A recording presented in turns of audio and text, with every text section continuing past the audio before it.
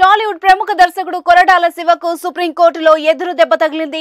Super star Mahesh Babu హీరోగా దర్శకుడు కొరటాల శివ తెరకెక్కించిన శ్రీమంతుడు సినిమా కథ నాదే అంటూ రచయిత శరత్ చంద్ర దాఖలు చేసిన పిటిషన్లో సుప్రీంకోర్టు సంచలన తీర్పు వెల్లడించింది. కొరటాల శివపై క్రిమినల్ చర్యలు తీసుకోవాలంటూ దేశ అత్యున్నత న్యాయస్థానం ఆదేశాలు జారీ చేసింది.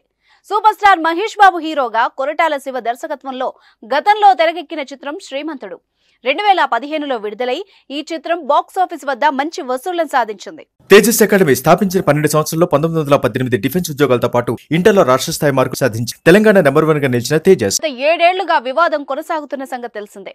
తాజాగా ఇప్పుడు ఇదే విషయంలో సుప్రీంకోర్టులోనూ దర్శకుడు కొరటాల శివకు చుక్కెదురైంది. స్థానిక కోర్టు ఇచ్చిన ఉత్తర్వుల ప్రకారం క్రిమినల్ కేసును ఎదుర్కోవాల్సిందేనని సుప్రీంకోర్టు స్పష్టం చేసింది. శ్రీమంతుడు కథను స్వాతి పత్రికలో ప్రచురించిన కథ ఆధారంగా కాపీ చేశారంటూ రచయిత శరత్ చంద్ర గతంలో హైదరాబాద్ నాంపల్లి కోర్టులో పిటిషన్ వేశారు. ఆయన పిటిషన్పై విచారణ చేసిన న్యాయస్థానం దర్శకుడు కొరటాల శివపై క్రిమినల్ చర్యలు తీసుకోవాలని ఆదేశించింది. దీంతో నాంపల్లి కోర్టు ఇచ్చిన ఆదేశాలను సవాల్ చేస్తూ కొరటాల తెలంగాణ హైకోర్టును ఆశ్రయించారు. ఆ తర్వాత మళ్లీ శ్రీమంతుడు కథను కాపీ కొట్టారంటూ ఉన్న ఆధారాలని రచయిత శరత్ చంద్ర కోర్టుకు సమర్పించారు. అవి నిజమేనని నిర్ధారిస్తూ రచయితల సంఘం కూడా నివేదిక ఇచ్చింది. ఆ నివేదికను పరిగణలోకి తీసుకున్న తెలంగాణ హైకోర్టు నాంపల్లి న్యాయస్థానం ఉత్తర్వులను సమర్థించింది. దీంతో కొరటాల శివ సుప్రీంకోర్టును ఆశ్రయించారు.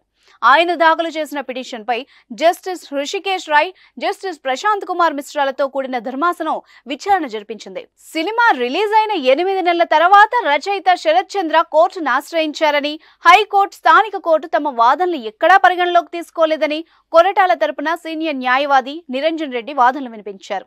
అయితే రచయితల సంఘం నివేదిక ఆధారంగా స్థానిక కోర్టు నిర్ణయం తీసుకుందని, తీర్పులో స్పష్టమైన అంశాలున్నాయని సుప్రీం ధర్మాసనం పేర్కొంది. కొరటాల శివ పిటిషన్ పరిగణలోకి తీసుకుని తదుపరి విచారణ జరపడానికి ఏమీ లేదని క్లారిటీ ఇచ్చింది. పిటిషన్ను డిస్మిస్ చేయమంటారా లేక మీరే వెనక్కి తీసుకుంటారా అని న్యాయవాది నిరంజన్ రెడ్డిని కోర్టు ప్రశ్నించింది. దీంతో తామే పిటిషన్ వెనక్కి తీసుకుంటామని చెప్పడం వల్ల అందుకు అనుమతినిచ్చింది.